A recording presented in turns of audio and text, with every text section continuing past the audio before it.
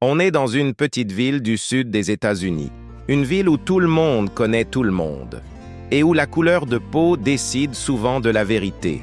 Ce matin-là, dans le tribunal poussiéreux du comté de Brunswick, un homme noir entre menotté, vêtu d'un polo usé et d'un pantalon trop large.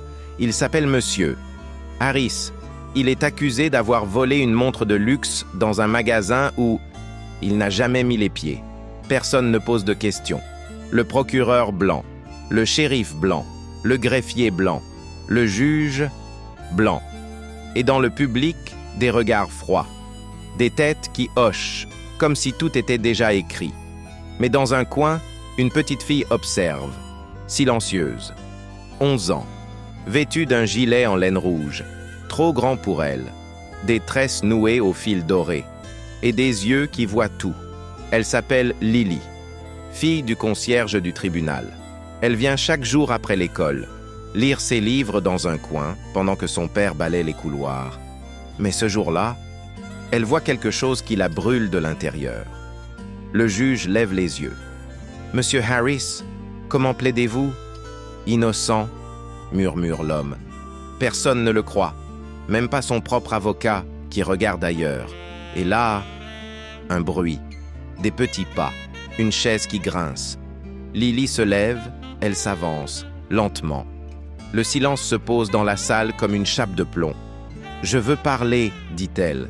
Le juge sourit, croyant à une blague. « Jeune fille, ceci est un tribunal. » Elle le fixe droit dans les yeux. « Et c'est justement pour ça que je suis là. Vous êtes en train de juger un homme, sans preuve, sans témoin, sans justice. Moi, je veux le défendre. » Le public rit, un rire gêné, nerveux. Mais elle ne tremble pas. Elle ouvre son sac à dos. Elle sort un carnet, une règle et un vieil enregistrement audio. « J'ai une preuve. Vous voulez la vérité? Alors asseyez-vous. Je vais vous la servir. » Le juge hésite.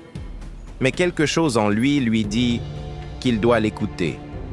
Lily monte sur une caisse de produits d'entretien. Elle se place comme dans un vrai procès. Elle commence à parler, et plus elle parle, plus les visages changent. On accuse cet homme parce qu'une caméra floue montre un homme noir avec une casquette rouge. Savez-vous combien de casquettes rouges il y a dans cette ville? 174e. J'ai compté. Savez-vous combien de personnes de son gabarit? 39.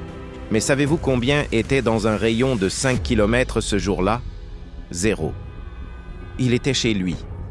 Je l'ai vu. Il m'a aidé avec mes devoirs ce soir-là. Elle sort son enregistrement. On entend une voix douce, posée. « Tu sais, Lily, la justice, c'est quand on fait ce qui est juste, même quand personne ne regarde. » C'était sa voix. Ce soir-là. Le juge est sans voix. Le procureur baisse les yeux.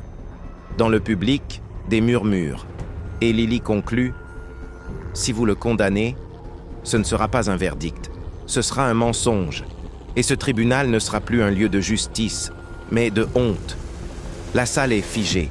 Personne ne parle. Lily, du haut de sa caisse de produits d'entretien, regarde droit devant. Un silence qu'aucun adulte n'a osé briser. Puis, le juge reprend ses esprits. « Petite, ce que tu fais est noble, mais tu n'as pas de diplôme. Tu ne peux pas être avocate. » Elle le coupe net. « Et vous? Vous avez un diplôme pour fermer les yeux sur l'injustice? » Boum! Cette phrase. Un coup de massue dans le cœur du tribunal. Le juge s'appuie sur son bureau. Il est pâle. Le procureur transpire. Lily continue. Elle sort une autre feuille. « Voici les horaires de la caméra de surveillance. Regardez bien. Ce voleur était déjà en fuite quand M. Harris était encore connecté à sa session Wi-Fi chez lui. C'est dans le rapport de police que personne ici n'a lu. » Le greffier attrape le papier. Littérature blémite. Mais ce n'est pas fini. Lily se tourne vers le public. Vous l'avez jugé parce qu'il est noir, parce qu'il est pauvre, parce que vous pensiez qu'il n'aurait pas les mots pour se défendre. Vous aviez raison, sauf que ce n'est pas lui qui parle aujourd'hui. C'est moi, et j'ai 11 ans, et je vous vois tous. Une femme du public se lève, puis un homme, des gens qui jusque-là étaient restés muets.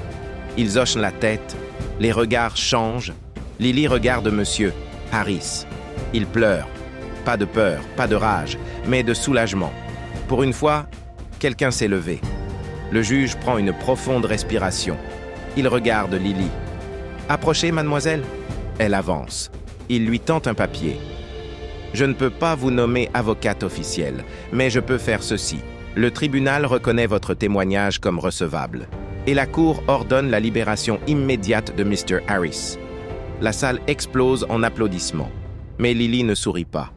Elle descend de sa caisse. Elle regarde le juge, une dernière fois.